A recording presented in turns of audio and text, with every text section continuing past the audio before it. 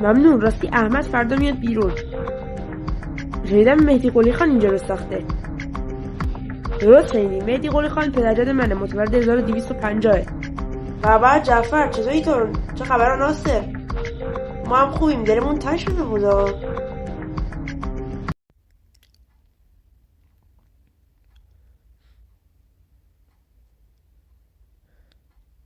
خب بفرمایید، تو خونه خودته. چاکریم جعفر. همه اینجا زندگی میکنیم دیگه؟ آره دیگه، تو و من و ناصر جون. خب پس بریم تو. برویم. برو برویم. خب احمد جان، خیلی خوش اومدی.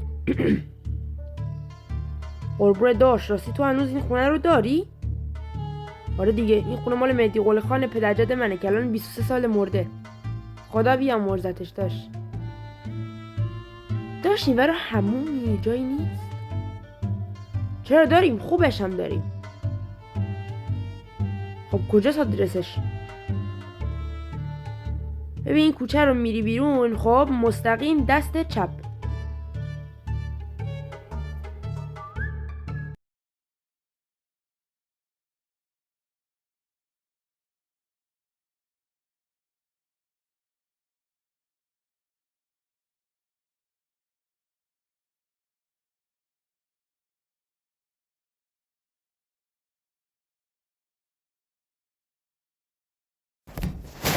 تو پایین شهره، نزدیک همین نرسیده به تجریش. آره اسمش جعفر شرفی.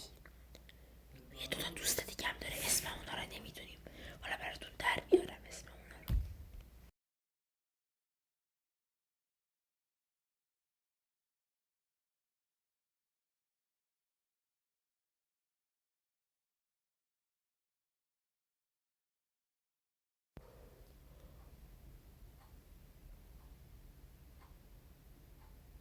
خب احمد جان، عافیت باشه.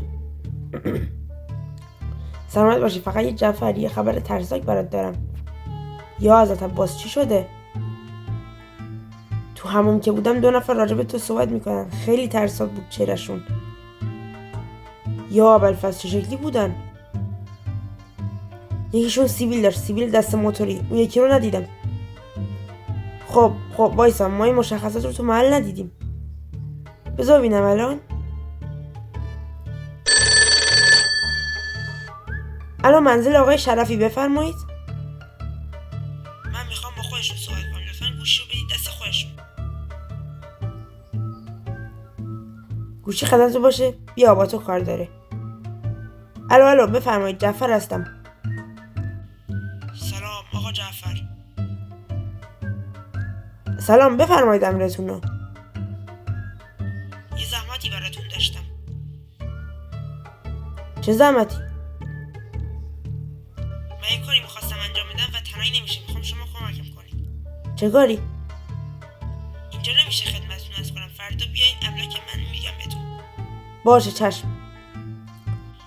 املاکم تو تجریشه، بپرس املاکش چیزا بهتون میگم. باشه چشم.